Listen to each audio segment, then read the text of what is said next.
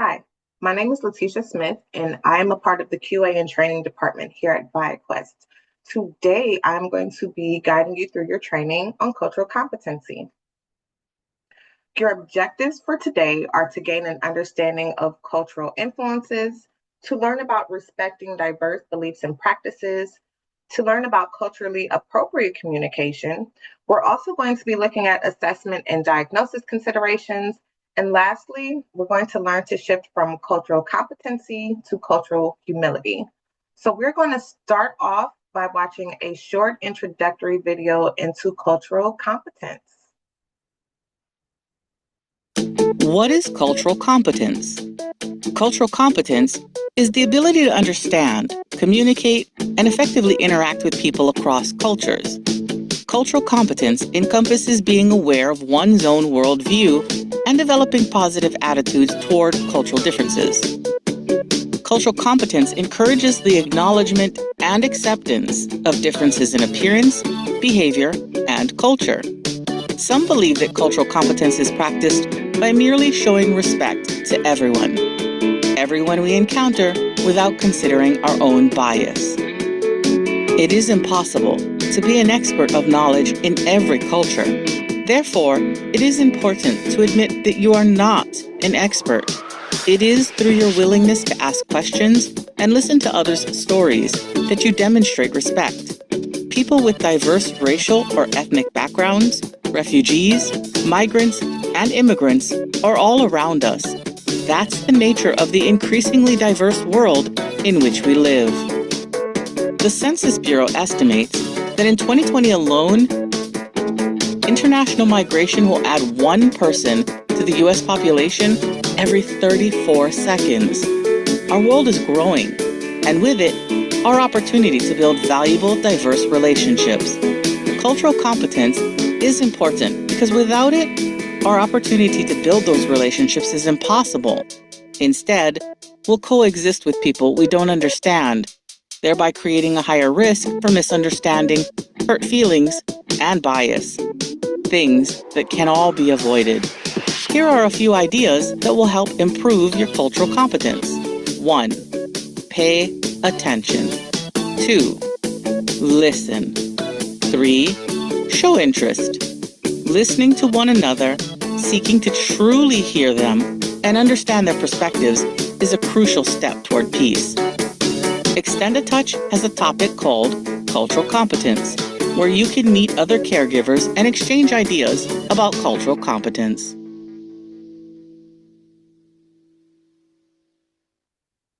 All right. Now we're going to jump right in so we can break that video down and gain a better understanding of cultural competence. So, mental health is a complex issue that can be affected by many different factors. It is important to understand culture's role in mental health to create an inclusive environment that supports clients of all backgrounds. So, while science has made progress in understanding the role of genes and biology in mental health, culture still plays a considerable role in shaping how people think and feel about their mental health. Let's define culture. So, culture influences how we see ourselves and how we see the world around us. When it comes to mental health, culture can play a substantial role. Mental health is shaped by our cultural beliefs, by our values, and even by our norms. So, our culture can impact the way we understand and cope with mental illness. It can also affect how we seek assistance when we need support. So, what's the connection between culture and mental health? Culture can either be a source of strength or culture can be a source of stress. So, it can provide us with a sense of belonging and support. But on the other hand, it can also be a source of conflict and misunderstanding. So, when it comes to mental health, culture can have both a positive or a negative impact. Our worldview is essentially the lens through which we view the world.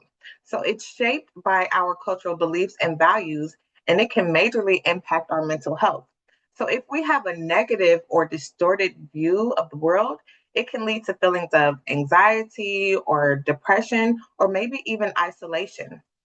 On the other hand, having a positive or realistic worldview can help us cope with life's challenges and appreciate the beauty that's around us.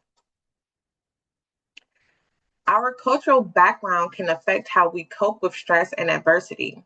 In some cultures, it is more acceptable to express emotions openly, while in other cultures, emotional restraint is considered the norm.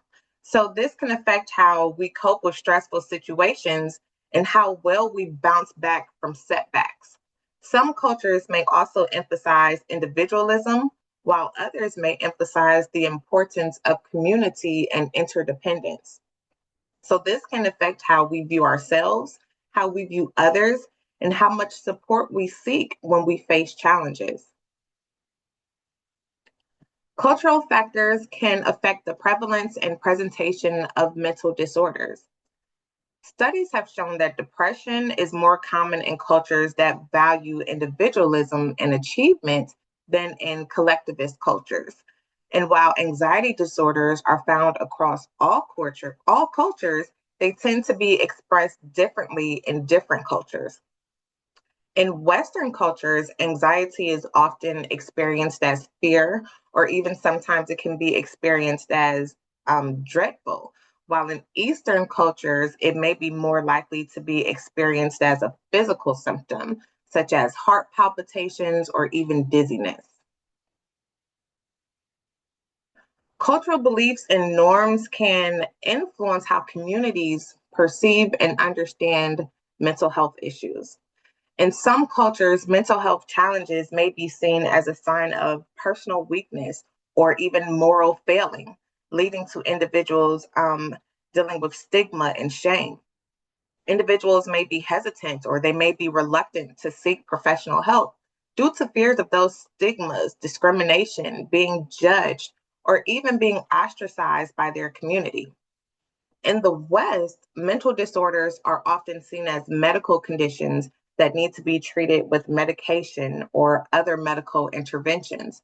But in many traditional cultures, mental health problems are seen as spiritual issues that need to be addressed through religious or holistic rituals like meditation, yoga, gratitude, journaling, or any other type of practice that addresses the mind, the body, and the spirit.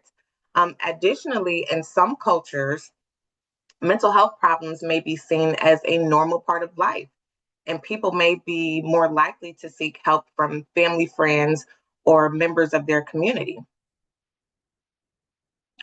Cultural competency affects mental health by creating a more inclusive and accessible environment for clients from diverse cultural backgrounds. It enhances communication between mental health providers and clients, which allows for a better understanding of cultural norms and values influencing mental health experiences. Culturally competent mental health care enables tailored treatment plans that respect clients' cultural beliefs and preferences, leading to more effective outcomes. Cultural competency also helps reduce mental health stigma in diverse communities by promoting understanding and acceptance. So let's look at a few of the common stigmas of mental health. The first one we have here is stereotypes. So people with mental illnesses are often portrayed as maybe being incompetent or unpredictable. A lot of times we've seen they have been stereotyped as dangerous. The next one we see here is blame. Individuals are often blamed for their mental illness, leading to them feeling shameful or even having feelings of guilt. Then we see denial. Mental health conditions may be dismissed by people. They may just think that, oh, this situation isn't real, or oh, it's just a phase. Then we have isolation. People with mental illness may feel isolated. They may avoid social interactions due to fear of being judged when they're there. And then lastly, we have labeling. Individuals may be labeled as schizo or crazy or maybe even depressed, which can reinforce those negative stereotypes. So it is okay for you to ask your client, what makes you you? It's important for mental health care providers to be aware of these factors and to work collaboratively with their individuals to provide the best care possible. Cultural competence is essential in providing quality mental health care. By understanding clients' backgrounds and their cultures, we can better assess their needs and provide them with the necessary resources and supports to overcome their mental illnesses. Now let's look at culturally appropriate communication. Appropriate communication involves adjusting your communication style to align with the client's cultural norms. So, this means being mindful of language barriers, using appropriate levels of formality, and actively listening to understand their nuances and preferred communication methods so that you're able to build trust and therefore avoid misunderstandings. So, the next few slides are going to give us examples of culturally appropriate communication practices. So, the first culturally appropriate communication practice we are going to look at is cultural awareness. So, here you see research and learn. So, before interacting with the client, you want to gain knowledge about their cultural background, including their communication styles, their social norms, and even potential sensitivities. Next, we see avoid assumptions. So, we don't want to generalize or stereotype a client simply based upon their culture. Next, we have language adaptation. So, simple language. You want to use clear and concise language. Avoid technical terminology, slang, and complex sentence structures. Then we have interpreting services. VPBS works with all types of people in need of mental health treatment to provide clients and their families with services. Our goal is to provide interpreters in many different foreign languages and ASL using a phone interpreter or someone in person. Speak slowly and clearly. You want to articulate your words. Make sure you are speaking in a way that the individual can have time to understand what it is that you are saying. Nonverbal communication. So, this plays a crucial role in building therapeutic relationships and understanding clients from diverse cultural backgrounds. Cultural competence in mental health treatment involves understanding and respecting how nonverbal cues vary across cultures, because these can impact the therapeutic alliance and treatment outcomes. Nonverbal cues, like the ones you see in the diagram on your screen, include facial expressions, eye contact, paralinguistics, gestures, and body language. These convey emotions, intentions, and attitudes, which are more effective than words alone. Culturally competent clinicians are aware of these variations and they can interpret nonverbal cues within the client's cultural context.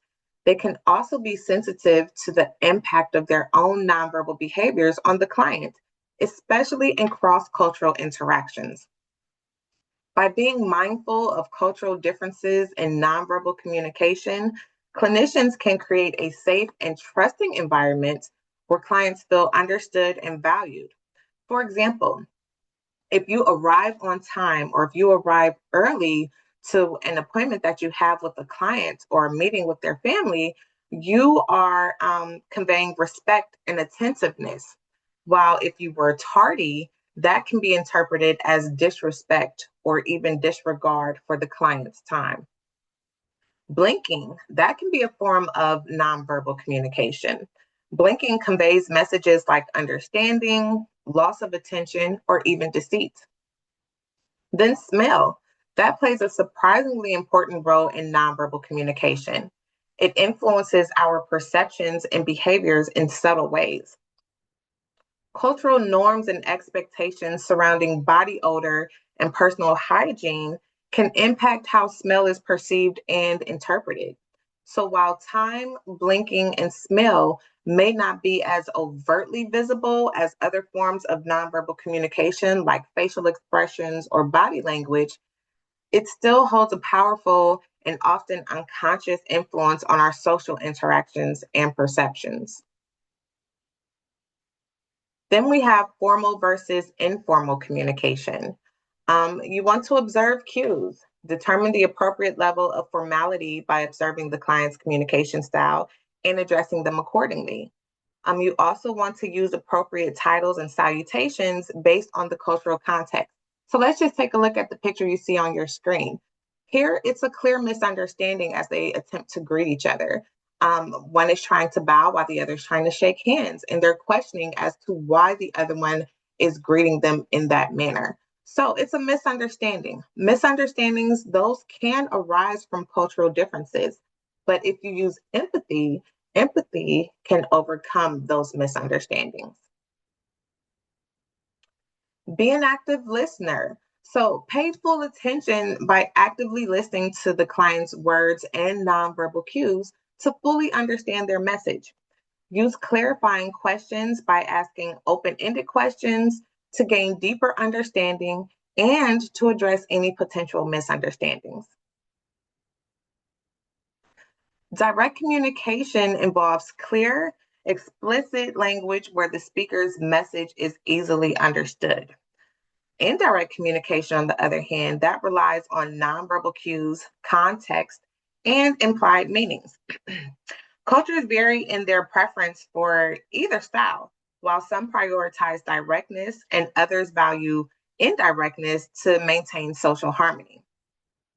Direct cultures like those in the US or even in Germany, they prioritize clear and concise communication. They often value honesty and efficiency. Indirect cultures, often found in Eastern countries like Japan or China, they emphasize politeness and harmony, sometimes using innuendos or subtlety to avoid conflict. Now, let's look at culturally responsive evaluation and treatment planning processes. Okay, so that incorporates the following 9 steps that you see here in the evaluation and treatment planning process to ensure culturally competent clinical and programmatic decisions and skills. So, we're going to break down each one of these 9 steps as we move through the next few slides. And this comes directly from SAMHSA. The first step, step one, is to engage your clients. So use simple gestures as culturally appropriate, like handshakes, facial expressions, greetings. You can even incorporate small talk if it is appropriate. So this will help to establish a first impression and begin building the therapeutic relationship. Try to establish rapport before launching into a series of questions. Involve one's whole being in a greeting. So, greetings aren't just the words that you speak. Think about what you're doing with your body, even your attitude, because your attitude speaks before you do. You want to aim to ensure that the client leaves the initial meeting feeling hopeful and understood. So, use culturally responsive interview behaviors. You want to draw attention to the presenting problem without probing too deeply and ensure that the client feels engaged throughout the intake process. Step two, familiarize clients and their families with treatment and evaluation processes. So remember that clients are typically new to treatment language or mental health lingo. So they may not understand things like program expectations or schedules or even the intake and treatment process. So we should be educating clients and their families, when applicable, about treatment expectations, as well as walking them through the treatment process. We want to make sure that we are mindful and we are honoring our clients' preferences of who they want included in their treatment and ensure that there is a release of information in the client's chart. Step three, endorse collaboration in interviews, assessments, and treatment planning. So you want to take time to familiarize clients with the intake, assessment, evaluation, and treatment planning processes, but don't stop there. You want to continue to familiarize them on how they can participate in these processes. You want to use a collaborative approach in the initial interview and during the evaluation to discuss the expectations of both mental health professional and the expectations of the client. You want to establish ways for the client to seek clarification of his or her assessment results by ensuring you, as the clinician, you know the process to follow in the event that your client were to ask for a copy of their assessment, their psych eval, or even their treatment plan. If you are not aware of the process, please follow up with your supervisor. You should encourage collaboration by emphasizing the importance of client input and interpretation. Extend collaboration to client preferences regarding inclusion of family and community members in evaluation and treatment planning. But again, ensure there is a signed and current release of information in the client's chart before any discussions with persons outside of the client or their guardian. Step 4, integrate culturally relevant information and themes. Explore culturally relevant themes to more fully understand clients and identify their cultural strengths and challenges. So, when we say themes can include things like what you see here, but it's not limited to what you see here. But the first one you see is immigration history. So, immigration history that can shed light on a client's support system, and it can help to identify their social connections and how they feel a sense of community within their neighborhood. But it can also identify possible isolation or even alienation, and it can provide reasons as to why they feel that way.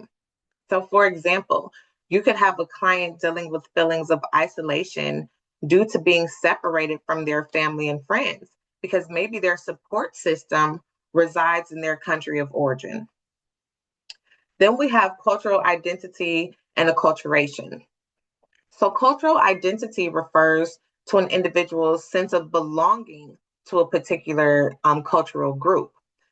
Um, it encompasses shared values, beliefs, and practices, while acculturation describes the process of change that occurs when individuals or groups encounter a different culture, leading to adjustments in their beliefs, adjustments in their behaviors, and identities.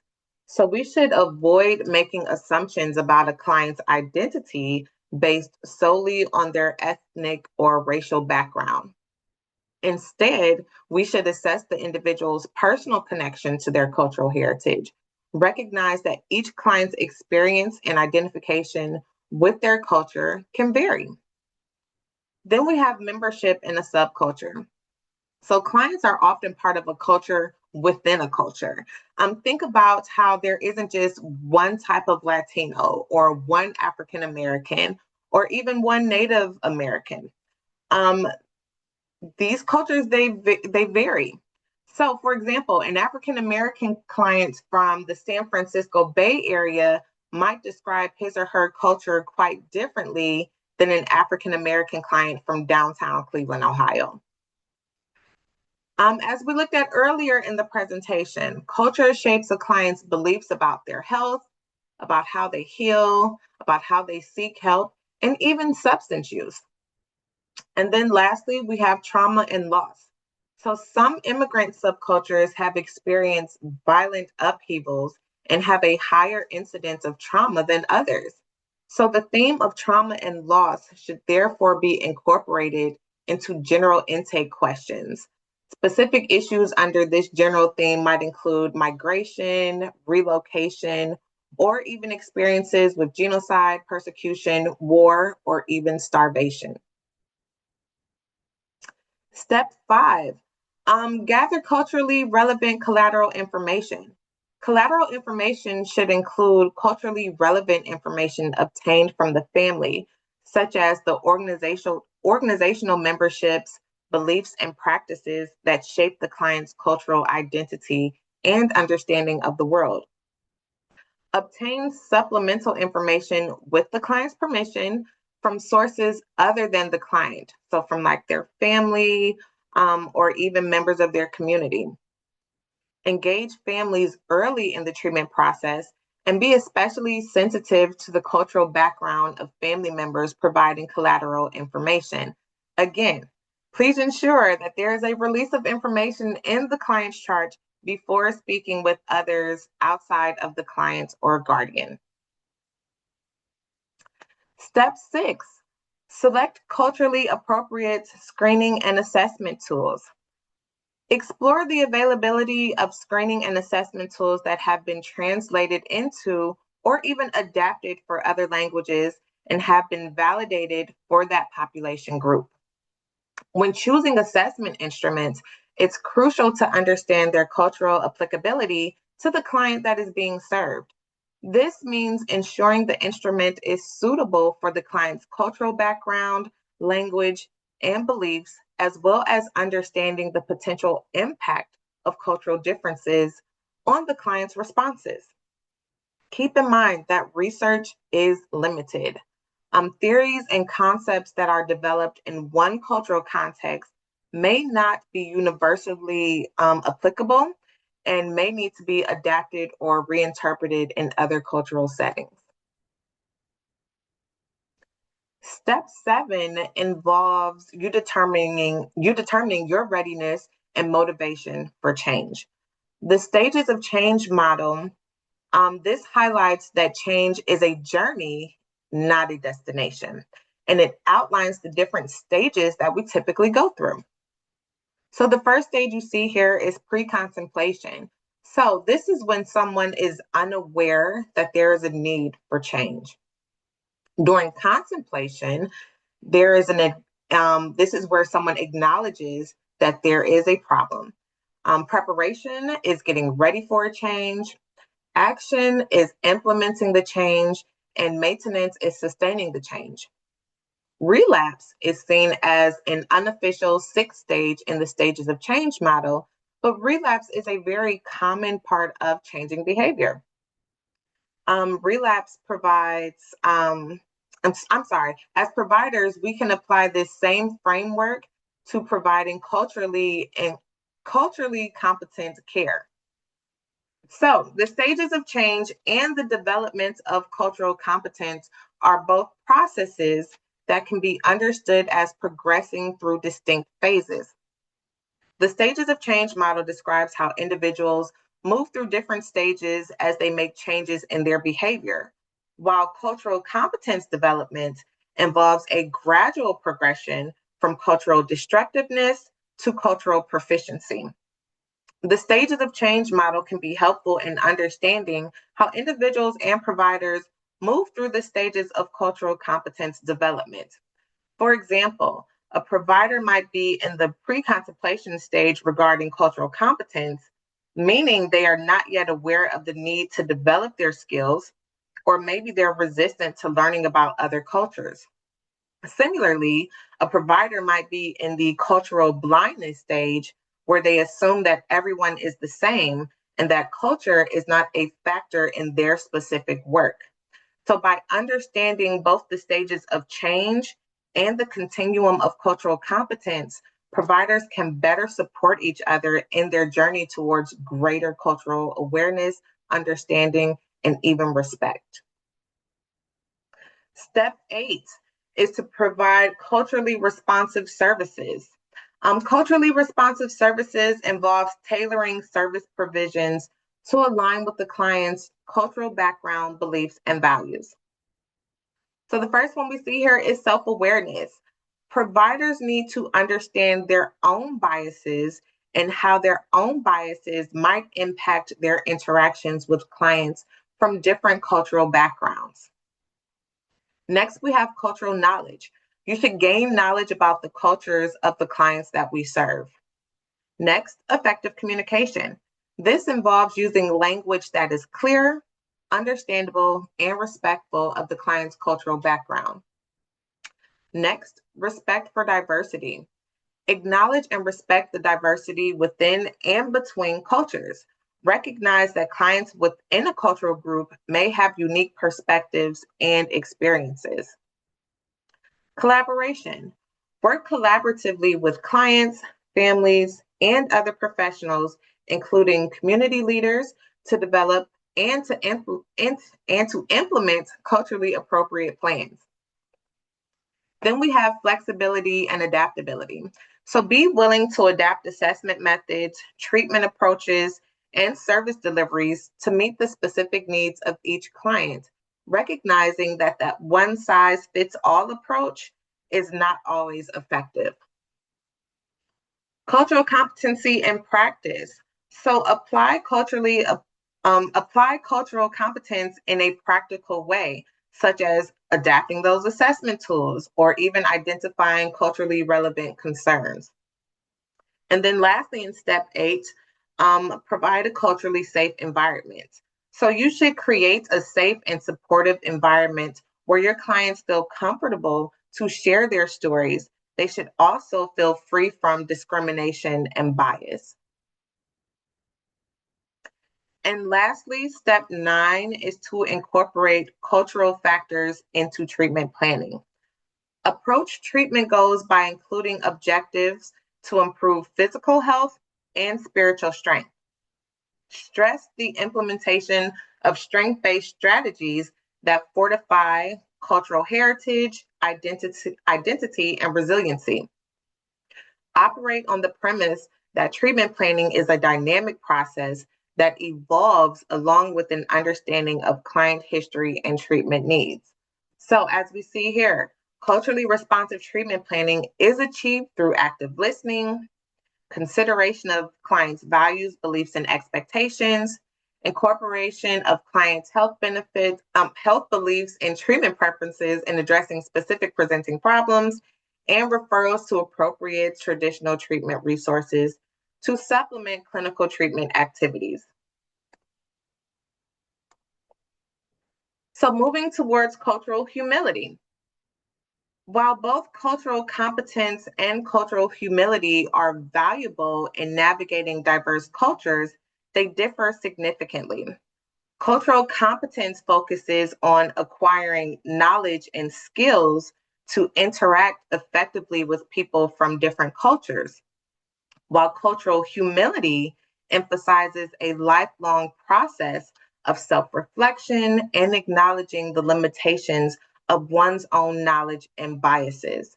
So let's watch a short video that emphasizes the differences.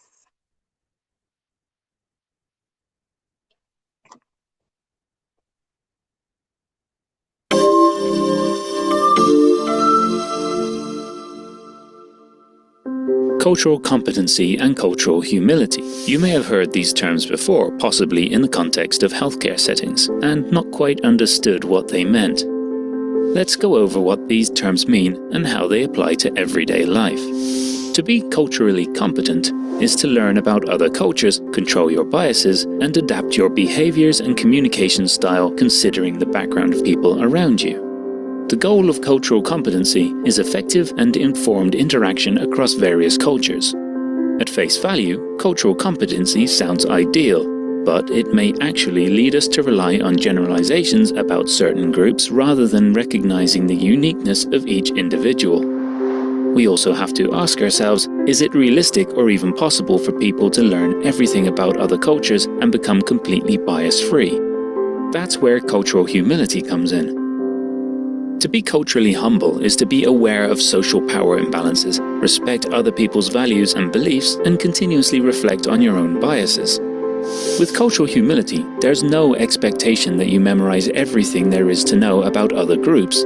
Instead, it's a lifelong process of asking yourself how your own biases might impact the way you treat and understand others, alongside work to minimize that impact. Cultural competency is a goal, while cultural humility is a mindset. Let's go over a few ways to practice cultural humility in our daily lives. Recognize that no culture is superior to another. Become comfortable with reflecting on and acknowledging mistakes you've made. Be honest when you're not sure about something. Learn about other cultures with the awareness that you'll never reach perfect understanding.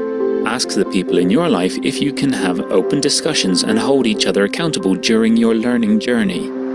The great thing about cultural humility is that it acknowledges that no one can get it right all the time. In fact, a key component of cultural humility is being open about what we haven't learned yet. Although it can feel really uncomfortable to admit when we're wrong or don't know something, that vulnerability leaves room for us to continuously learn, grow, and promote equity and inclusion in our communities.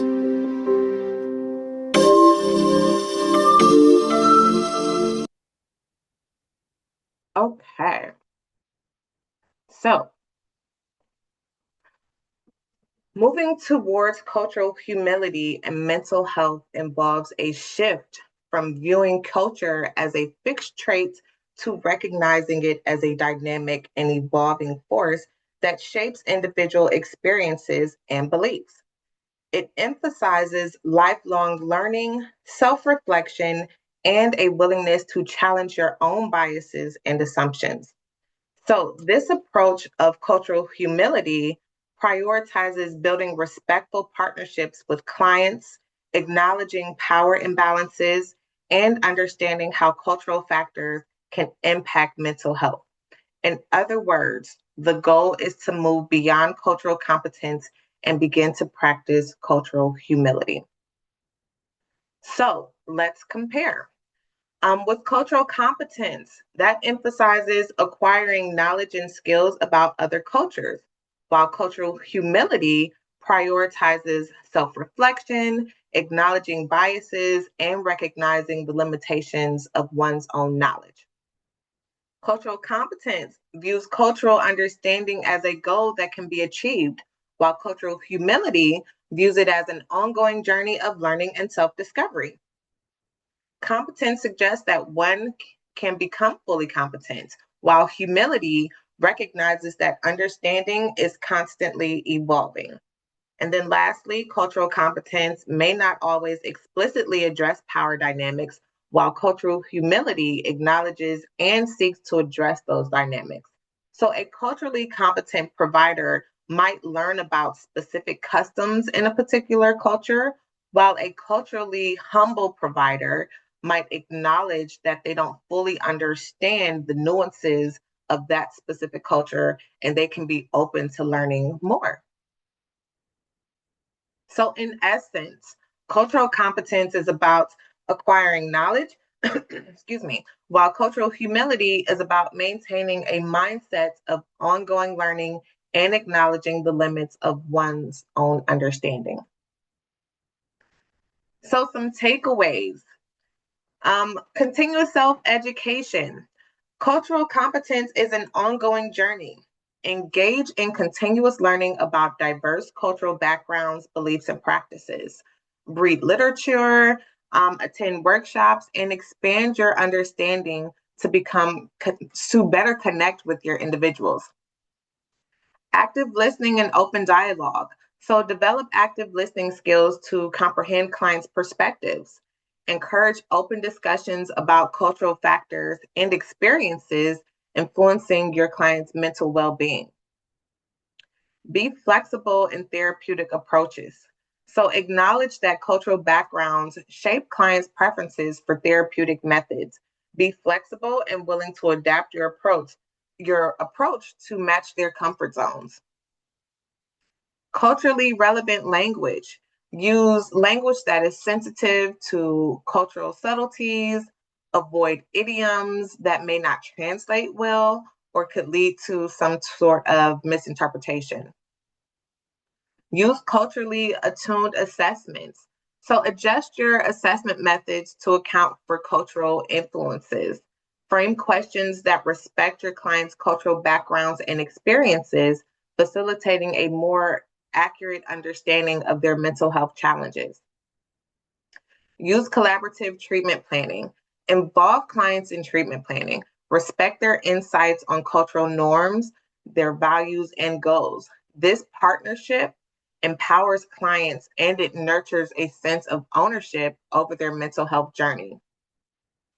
Cultural humility. That involves recognizing the boundaries of your cultural knowledge and being open to learning from your clients. Approach each interaction with humility and view mistakes as an opportunity for growth and improvements. And then lastly, reflect and adapt. So regularly reflect on your practice and the efficacy of your responsive approach. Be prepared to adapt and refine your strategies based on client feedback and self assessment. So, what's next? Now, um, now it's time for you guys to take a step and to begin working on educating yourself to ensure that you are providing culturally responsive care. So maybe you have an idea of where you should start, but if you don't, You can begin by grabbing a screenshot of this slide here. This lists all of the articles that were used to create this training. It also has the videos that were played in this training. So you can grab a screenshot so that on your own time, you can go ahead and read these articles and start to familiarize yourself with moving towards cultural humility. So I just want to thank you. This concludes your training on cultural competence. Thank you for your attention.